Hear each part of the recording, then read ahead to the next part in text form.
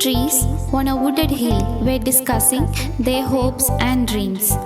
The first tree said, "Someday I hope to be a treasure chest. People could fill me with gold, silver, and precious gems. They could decorate me with intricate carvings, and everyone would see its beauty." The second tree said, "Someday I will be a mighty ship. I will take kings and queens across the seas and sail to unknown places. Everyone will feel safe because of the strength of my hull." Finally, the third tree said, "I want to grow to be the tallest and straightest tree in the forest. People will see me on top of a hill, look up to my branches, and think of the heavens and God. They will remember me as the greatest tree of all time."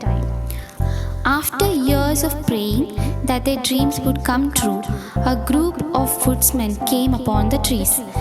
One came to the first tree and said, "This looks like a strong tree. I can sell the wood to a carpenter." After being cut down, the tree was happy because he knew that the carpenter would make him into a treasure chest. At the second tree, a woodsman said, "This looks like a strong tree. I can sell it to the shipyard."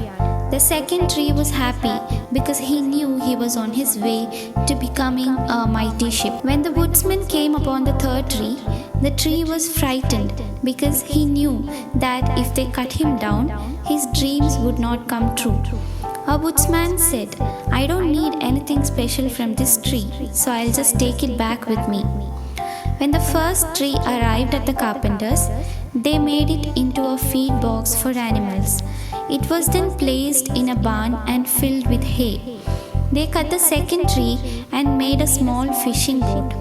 They cut the third tree into large pieces and left it alone in the dark. The years went by, and the trees forgot their dreams. Then one day, a man and woman came to the barn. She gave birth, and they placed the baby in the feed box made from the first tree. The tree could then feel the importance of this event and knew that it had held the greatest treasure of all the time. Years later, a group of men got in the fishing boat made from the second tree. One man went to sleep. A great storm arose, and the tree didn't think it was strong enough to keep the men safe. The men woke the sleeping man.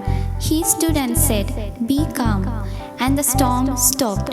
At this time, the tree knew it had carried the King of Kings in its boat.